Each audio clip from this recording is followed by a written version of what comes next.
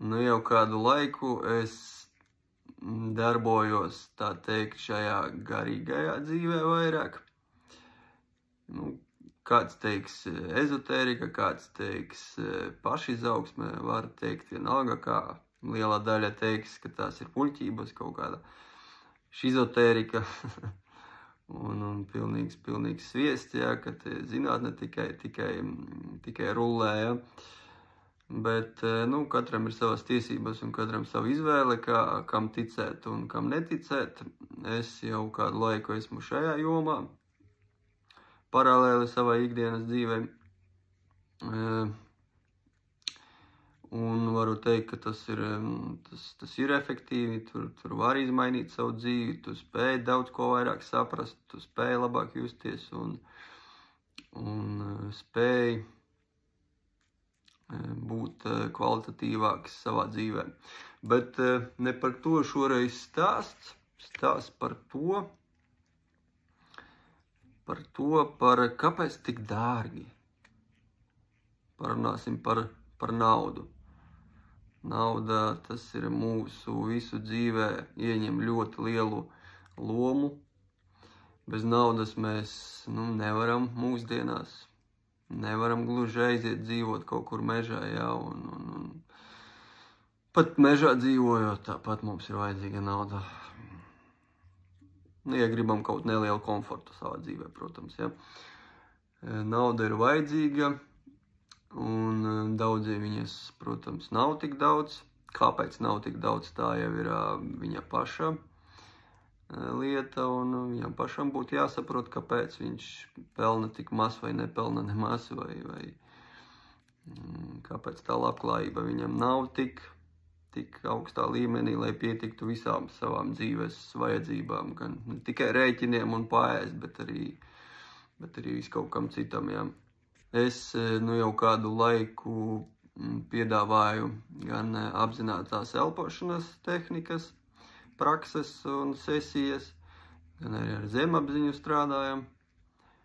Un man radās tāda doma, ka jāpastāst cilvēkiem, kā rodās tad šī ziedojuma cena, ko cilvēki ziedo, jā, par to, ka es un šajā gadījumā arī, jebkurā citā gadījumā arī jebkurš cits cilvēks, kurš palīdz, vai tas būtu elpošanas speciālists, vai zemapziņas, vai meditācijas, vai skaņa terapija, nav svarīgi kas, kāpēc tad tik dārgi. Redz, pirmais ir tas, ka jebkurš speciālists, jā, kurš ir ieguldījis kaut kādu naudu sevi, laiku, naudu sevi viņš ir ieguldījis, tātad apmācībās, dažādos instrumentos, kas ir vajadzīgi darbam, jā, un tas nav lēti, un tas nav arī ātri, tas aizņem laiku.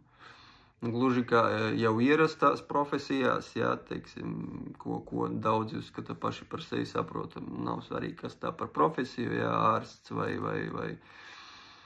vai skolotājs, jā, tur arī jāieguldās. Jā, un attiecīgi tas viss nav pavelti. Un tomēr lielākā daļa speciālistu arī šajā jomā, šajā garīgajā, ezotēriskajā jomā, tomēr ir daudz ieguldījuši sevi un turpina ieguldīt. Un tas nav tā kā izlasīt vienu grāmatu, un es tagad zinu visu, tagad es jūs mācīšu dzīvot. Tas bišķi savādāk ir, jā. Tāpēc tas ir pirmais punkts, kas nosaka to naudas cenu. Otrs, protams, kā es vai jebkurš cits atkal speciālists novērtē sevi un savu laiku. Ja viņš viņu novērtē ļoti zemu, tad arī jāskatās, vai tiešām tur viņam pašam nav problēma ar savu pašvērtējumu,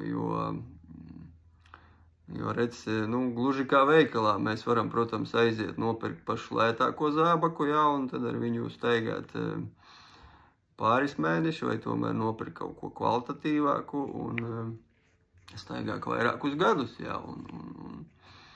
Un, protams, tā arī ir izvēle. Tā arī ir izvēle, un nevienam nav spiesta lieta tagad pirkt dārgos zābakus, jā, vai iet pie dārgiem speciālistiem, bet tomēr es uzskatu, ka, tā cena ir, lielākoties gadījumu arī atbilstoša kvalitātei, attiecīgi, ja tas speciālists sevi zemu vērtē, viņš noliek zemu cenu, tātad, kaut kādā mērā viņš netic sev, un attiecīgi arī tā kvalitāte, nav tik augsta.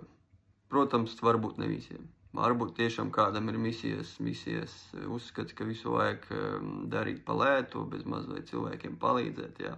Šis, starp citu, arī ir gadījums, kad daudz saka, kā jūs tad palīdzat cilvēkiem, kāpēc jūs vēl naudu prasat, tas arī mūsdienās vairs nestrādā.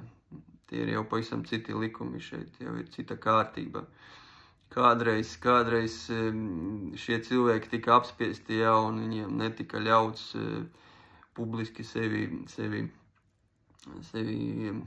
reklamēt, teiksim tā, vai teikt, kas tu esi. Un nācās viņiem, jā, tā pa kluso visu darīt, un tāpēc arī tā nauda netik ļoti figurēja, un daudz kas cits, un tur bailes, un vēl viss kaut kas, un sabiedrības kaut kādi uzskati, absolūti nepareizie priekš kam. Jo arī jebkurš speciālists ir cilvēks, viņam tāpat ir savas vēlmes dzīvē, viņš tāpat, grib ēst, grib dzīvot, jā, grib maksāt savus rēķinus, jā. Tā kā, un ja tas speciālists prasa, 5 eiro, tad, protams, ka viņiem ir jāstrādā kaut kur citur, lai nopelnītu sev iztikai, un tad, attiecīgi, jā, ir grūti. Tāpēc arī šis arī ir iemesls, kāpēc tā cena varētu būt daudziem, likties pa dārgu, bet tam speciālistam tā ir ļoti, ļoti atbilstoša cena. Tad nākamais, kā rodās šī ziedojamā summa, tātad enerģijas apmaiņa. Principā jau šis varētu būt arī piepriekšējā punkta, kad tātad cik es esmu ieguldījis vai jebkurš cits speciālists šajā visā. Es tātad gribu saņemt adekvātu naudu arī atpakaļ. Es ieguldu laiku, es ieguldu savas zināšanas, savu enerģiju, un tādā attiecīgi es vēlos saņemt tikpat atpakaļ. Ne vairāk, bet tieši tik, cik atpakaļ. Cik es uzskatu, cik tas ir pareizi. Cik tas ir, lai būtu līdzsvars. Lai būtu līdzsvars, jo vienmēr jābūt līdzsvaram. Pat ja tu esi ļoti laipnis, labs cilvēks, tu palīdzi vecai tantiņai, tur pāriet pāri ielai, vai es nezinu, atnest kaut kādus iepirkumus no veikala. Un ja tev kaut ko dot kaut vai eiro, viņai nav tur to eiro, tu domā, tā kā redz, es labs cilvēks, es neņemšu. Nē. Ir jāpaņem atbilstoši viņas iespējām, jā, protams, ir jāpaņem kaut vai tas ābols, ko viņa dod, paņem. Viņa dod savu pateicību par tavu darbu. Un tu, ja atsakies, tātad tu nepieņem to enerģiju svarīgo, ko tu esi atdevis, lai palīdzētu viņai. Tātad tu zaudē. Šis speciālists arī zaudē, ja viņš pretī nesaņem adekvātu samaksu. Tāpēc agri vai vēl tas atsauksies kaut kādās arī problēmās, kaut kādās veselības un ne tikai var atsaukties, protams, jā, un tev būs nogurums pastāvīgi, tu varēsi sākt slimot un tā tālāk. Tev ir jāsaņem tā enerģija atpakaļ, ko tu esi ieguldījis. Tālūk, tas ir vēl viens punkts. Un pats svarīgākais, manuprāt, punkts, jā, kāpēc tā cena ir tieši tāda, vai ziedojuma summa, teiksim, pareizāk, jā, un ja cilvēks patiesi dziļi vēlās sev palīdzēt, vēlās atrisināt kaut kādas savas problēmas dzīves, savas likstas, un viņš, dodās pie jebkura no speciālistiem, paelpot, pameditēt, aiziet zemapziņā. Tātad viņš grib tikt galā ar šo problēmu. Un attiecīgi, ja viņš iegulda tur pavisam maz, tur ļoti, ļoti maza summiņa, jā, viņš domāja, nu labi, es tur daudz neiztērēšu, tātad viņš pirmkārt varbūt netic tam procesam, otrkārt varbūt neuzticās arī sev, neuzticās speciālistam, nu tad viņš aiziet bez mazai uz tādu kā izrādi, viņš tur vai nu paelpo, vai paguļ, vai pameditē, vai nu ko, nu, un viņš neko lielu necer, nu, viņš arī zina, kad viņš tur maz naudas ir ieguldījis, tātad tas process nenotiks. Tur praktiski nekas nenotiks. Tad būs kā aiziet uz jebkuru koncertu vai teātru. Tikpat līdzvērtīgi, jā. Tur nebūs nekādu dziļo darbu, nebūs rezultāta. Bet ja cilvēks tiešām iegulda ievērojami summu priekš sevis, viņam tā šķiet liela. Es savulaik arī biju tieši tādās pašās domās, skatīju ārpus, tik lielu naudu, nu nē, tas nē. Bet tad es sapratu, jā, kad es to naudu, man viņa liela šķiet, bet es viņu spēju tā kā rezervēt to naudu, jā, no atlikt kaut ko, nezinu, nepatusēt kaut kur, neaiziet, neizklaidēties kaut kur, vai nenopirkt tur 7. džemperi, jā, bet ieguldīt sevi. Un tad es sapratu, cik tas dot rezultātu. Tas dot rezultātu. Ja cilvēks ir ieguldījis priekš sevis lielu naudu, viņš ies uz maksimumu tajā procesā. Viņš elpos no sirds, viņš strādās, viņš ies zemapziņā, viņš darīs, viņš centīsies atrisināt to visu. Jo tā ir liela nauda, viņš nevar atļauties tagad katru dienu iet un to darīt. Un viņam tas jāizdara ir šodien, uzreiz. Un viņš cenšas. Tāpēc. Un tur nevar nebūt rezultātu. Tieši tur ir rezultāti. Tieši tur sākās īstais darbs ar sevi, patiesais darbs, tu vairs neizliecies. Tu strādā. Un šis, manuprāt, ir pats galvenais. Un ja šito visu saliek kopā, tad, manuprāt, gan tās ziedojuma summas, ko es piedāvāju ar savu kolēģi arī grupu sesijās, arī individuālais, gan balvo šeit, gan Gulbenē, gan arī mani kolēģi pa visu Latviju, jā, tās summas ir absolūti adekvātas, pat varbūt par mazu, starp citu, jā, jo, jā, cilvēkam ir jāgrib mainīties, Savādāk tā ir lieka laika tērēšana.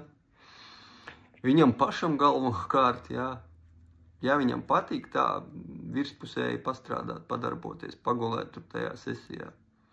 Tā ir arī viņa izvēle, protams, jā.